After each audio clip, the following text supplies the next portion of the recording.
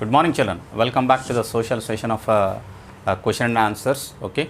Yesterday we tried to understand about answers to few questions from the lesson,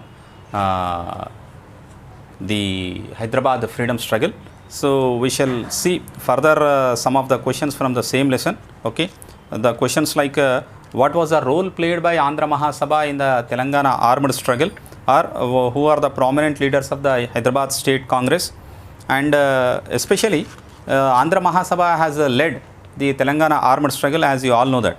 And this Telangana armed struggle was one of the biggest armed struggle of peasants in the world even. It is recognized in the world itself. So what was the role played by this Andhra Mahasabha in the Telangana armed struggle? Let us see now. So you know it very well. As more and more people joined the movement, they began to expect that their issues would be taken up by the Andhra Mahasabha along with education. What was the main objective of the Andhra Mahasabha, children? To get the universal education, isn't it? Universal primary education was one of its most important objective, and establishment of Telugu medium schools, that is in mother tongue the instruction should be there. That was also one of their main objective. But as many poor people started joining into this movement, what happened? They thought that their issues would be resolved through this Andhra Mahasabha along with the education. But Nizam government subjected these centers to lot of harassment as they were becoming the centers of new radical thinking. And yesterday we have seen these libraries had become the centers of anti-Nizam and anti-landlordism. So because those have become the centers of the anti-Nizam, lot of harassment has taken place in running these sabhas. By 1940s, many communists had joined the Andhra Mahasabha. Communist means the people who had the ideology of Karl Marx, or the people who got inspired by the Russian Revolution. These people wanted to bring radical changes. Radical means sudden and all powerful changes they wanted to bring all of a sudden. So they insisted on taking up other demands of the rural people, like they wanted, the Andhra Mahasabha started concentrating on the Vetti. Vetti is nothing but a bonded labor system which was present in the Telangana region. Vetti, without paying the money, if you make them to work forcefully, that is called as Vetti.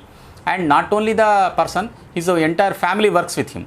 And after his generation, the next generation also works under that landlord. So such kind of practice is called as Vetti. It was present in India, in Telangana region. So Andhra Mahasabha has taken up a agitation in order to end up this Vetti in Telangana. And they also wanted land reforms, oppression against these tenants, okay, and landlordism. As it was becoming a center of anti-landlordism, these demands became more powerful, and these all are the reasons for the outbreak of the Telangana armed struggle. Actually, they have taken up arms only because when their demands were not met. So Andhra Mahasabha slowly, these communists had turned it into a armed struggle. Some of the old leaders of Andhra Mahasabha also disagreed with the communist ideology and wanted it to continue as a educational and literary forum, but not as a social reformist. They wanted it to be only educational and literary forum, but not to fight on the social reforms and even on the land issues. Some of the Andhra Mahasabha leaders, actually Andhra Mahasabha founders like Ravi Narayan Reddy and Madapati Hanumantarao, they wanted it to be only as a literary forum, but not as a social and economic forum. And soon the radical elements gained leadership and a new movement of the peasants started here. As a result of this, the Andhra Mahasabha has given scope for the outbreak of the new movement, that is armed struggle has taken up. And you know how this armed struggle fought with valor and pride against to the Razakars and against to the landlords in the villages. And finally, this movement did not end up even after Nizam got surrendered to the India. So this was slowly suppressed by the Indian military later in 1950. So this is how this is the role played by Andhra Mahasabha in the Telangana armed struggle. So tomorrow we will come with the next question, children, and don't forget to write answer for one question which I am giving.